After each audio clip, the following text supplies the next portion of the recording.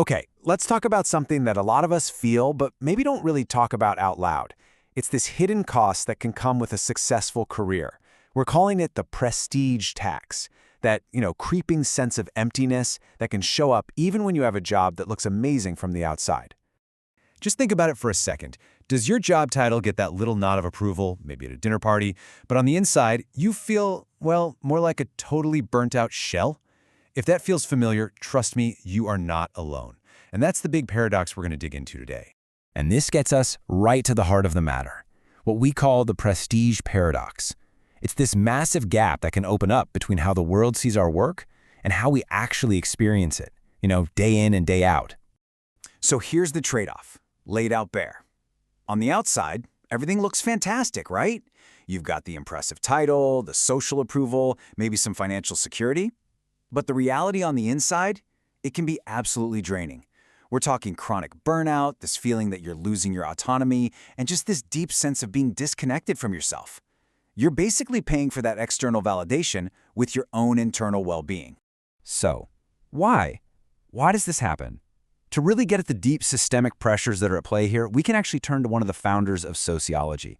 He came up with this really powerful metaphor for this exact feeling, the iron cage. This guy right here, this is Max Weber. And get this, over 100 years ago, he diagnosed the spiritual state of modern work with just stunning accuracy. He saw this fundamental shift in how we relate to our jobs, a shift that explains so much of the disconnect that we feel today. What Weber argued was that the whole spirit of work was changing. It was drifting away from, say, personal craft or an individual calling and moving towards something totally new, fitting into a giant impersonal system. And as he pointed out, even back then, this whole development was already well underway. And that brings us to his big idea, the iron cage. Now, it's not a literal cage, of course, but it's this brilliant metaphor for how modern society kind of traps us. We get locked into these systems that are all about efficiency and rational calculation, systems that often just squeeze out the human stuff, like meaning and purpose. So how is this cage built? Well, first there's increasing specialization, which means you end up doing one tiny thing over and over.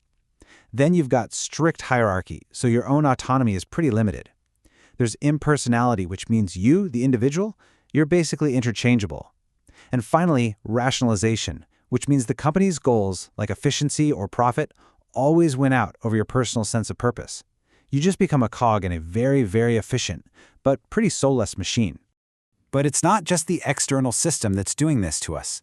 There are some really powerful internal pressures too. So let's shift our focus from the iron cage of the system to the identity trap that we actually build for ourselves. And for this, our guide is another sociologist, Zygmunt Bauman. Bauman gives us this really crucial concept called reference groups, and it's exactly what it sounds like. I mean, think about it. Who are the people whose opinions really matter to you? It could be your colleagues, your peers in the industry, maybe even some old rivals from college. We, often without even realizing it, adopt their standards and start measuring our own success against theirs. They become the judges of our self-worth.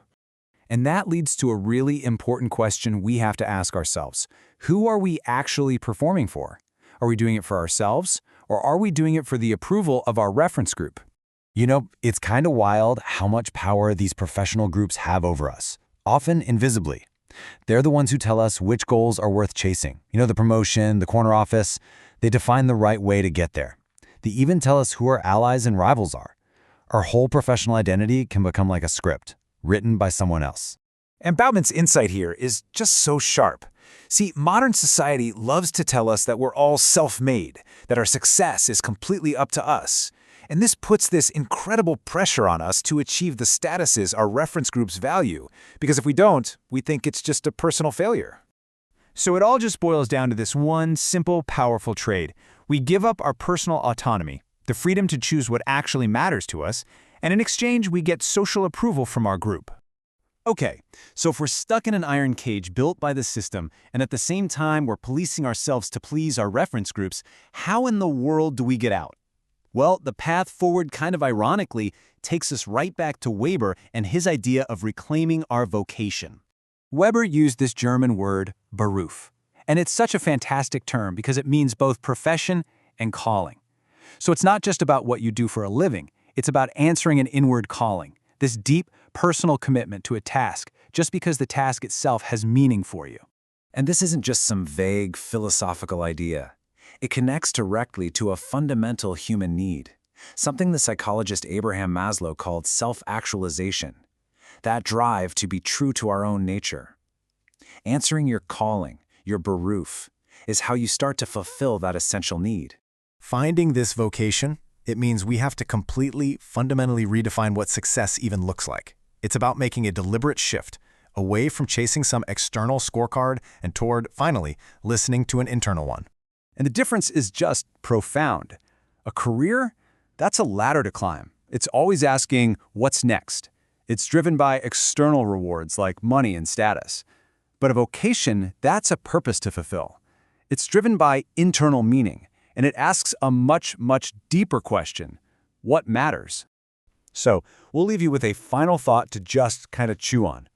Take a moment and honestly ask yourself this. What would success look like if absolutely no one was watching? The answer to that question, well, that might just be the first step toward finding your true vocation.